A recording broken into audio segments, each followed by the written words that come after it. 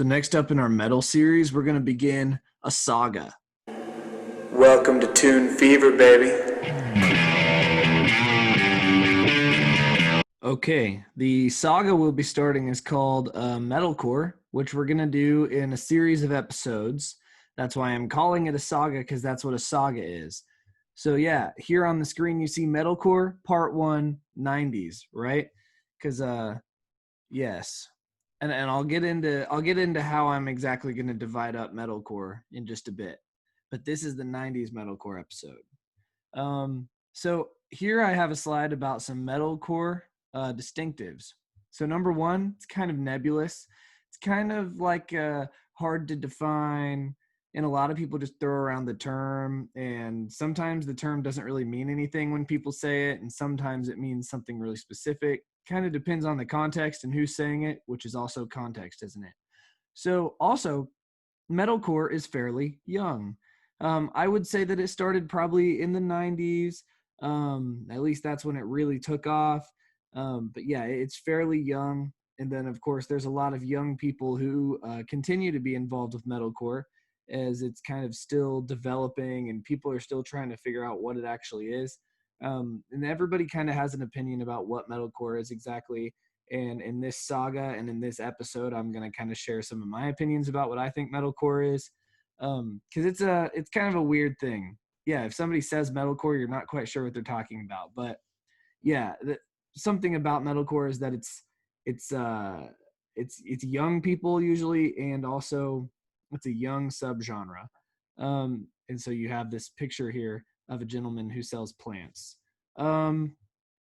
Next up, we have that it's the mixture of hardcore and metal genres, which means different things depending on what kind of metalcore you're talking about.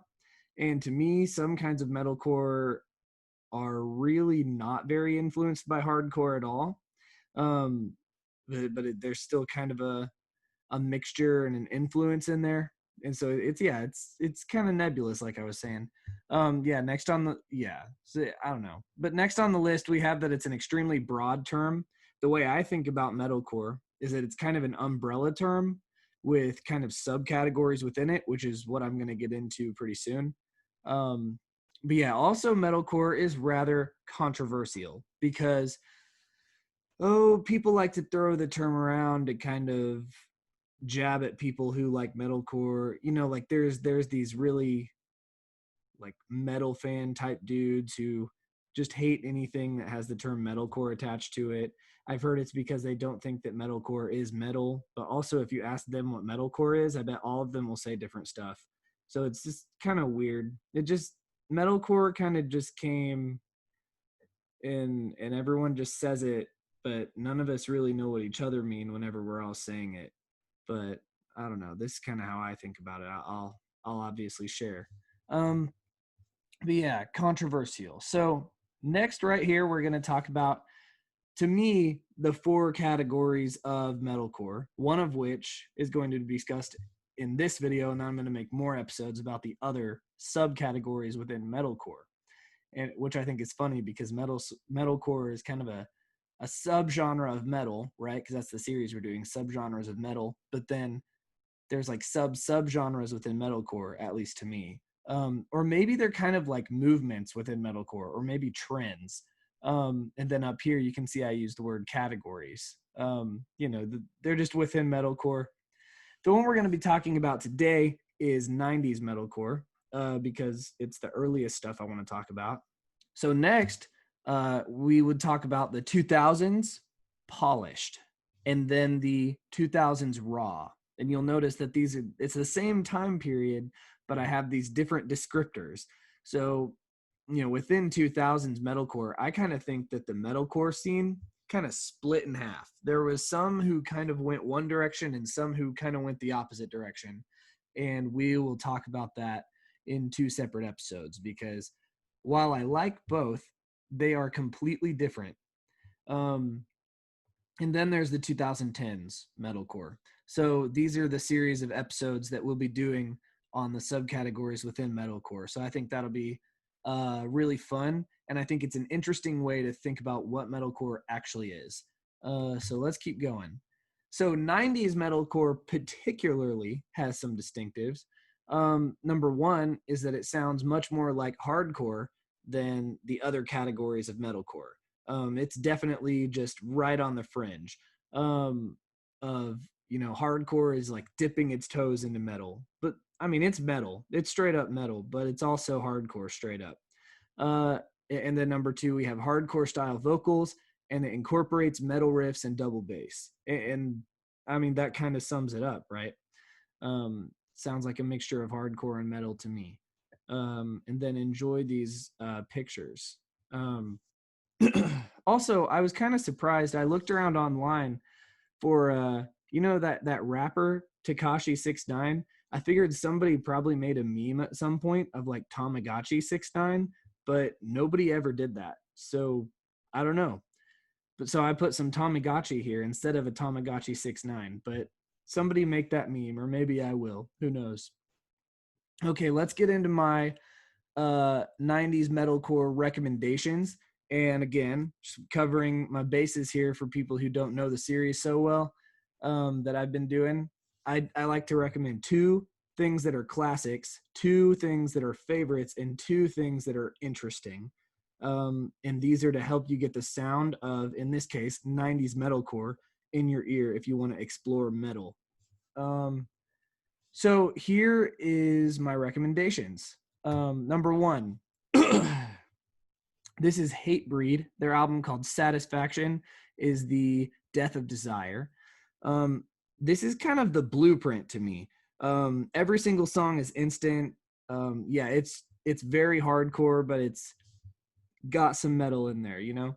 Yeah, it's kind of the blueprint to me. This is probably as close to, like, when you think about what hardcore and metal like mixed together would sound like, this is probably it's kind of the most obviously metalcore album. I remember once when I was in 6th grade, there was this 8th grader who said that his favorite band was Hatebreed, and at the time I really liked Metallica and Blink 182, and Guitar Hero and Tony Hawk Games. And I don't know, whenever he said his favorite band was Hatebreed, I was like, that's a really weird name, hating and breeding. It just stood out to me as extremely odd. But yeah, then I started listening to them. I thought they were cool. Um, yeah, I didn't know that kid who said that's name at the time, and I still don't. So shout out to that guy. Next is Vision of Disorder with their album called Imprint. And this is a good band. They have some great stuff. So this one has some slightly weirder, more metal riffs. It's kind of like if Hatebreed was like a hardcore band that stepped into metal with their album, Vision of Disorder took like another step into metal to me. But yeah, I mean, it's terrific. It's just got some more kind of metal style riffs to me. So yeah, it's kind of the next step into metal. But those are both absolutely great albums. So next we're going to get into some of my personal favorites within 90s metalcore. First of all, Dead Guy, and this one is Fixation on a Coworker. So it's very cathartic to me. That I think they really know how to create and resolve tension.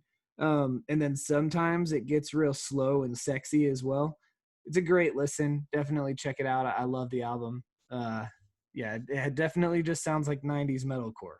90s metalcore, I will say, out of distinct the distinction, like, genres within metalcore that I kind of picked out, it's maybe the most obvious one to hear. Actually, I don't even know if that's true. They're all kind of obvious to me, but I don't know. I've thought about this for a while about how I want to divide it up. But yeah, so we'll say that. Next, Snapcase, Progression Through Unlearning. First of all, the snare drum is tuned extremely high. It's probably like a piccolo or something. Sounds really awesome. Kind of reminds me of Car Bomb drummer or something. And then also kind of unique higher vocals. It's interesting vocal style that he uses. But yeah, some fun and weird stuff. I really love kind of the unique sound of this album. It's very It's kind of a different angle, but it's great. Okay, next up in the interesting category, we have this band called Cave In. And to me, it's kind of a step into the future. It's very bold and creative. That kind of pushes metalcore in like an angular direction. And eventually you'll have other kinds of metal that kind of take that angular thing and really ramp that up like crazy. But to me, Cave In didn't go so heavy on the angular thing that it becomes another subgenre yet. Something like mathcore, which we will eventually get to. But yeah, Cave In definitely fits in 90s metalcore to me, although it does start adding that real angularity. It's a wonderful album. It's very, very creative. So next, well, this is the last one on my list for this subgenre.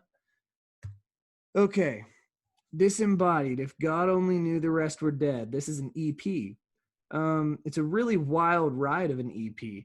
There's plenty of like spoken word poetry, and it kind of sounds like a Korn album, or also it's like a Korn album and a Refused album, but like definitely hardcore vocals. It's but okay, saying that, it's so artistic. I really love it. Yeah, it's five songs, but it's really, really good. So yeah, these are my recommendations. Yeah, so what I want to say now is what you guys have to look forward to in the series. So the next video, I want to do the 2000s era of metalcore, the polished side, and then there will be a third episode in the saga about the 2000s era raw side, and then the fourth episode will be the 2010s of metalcore.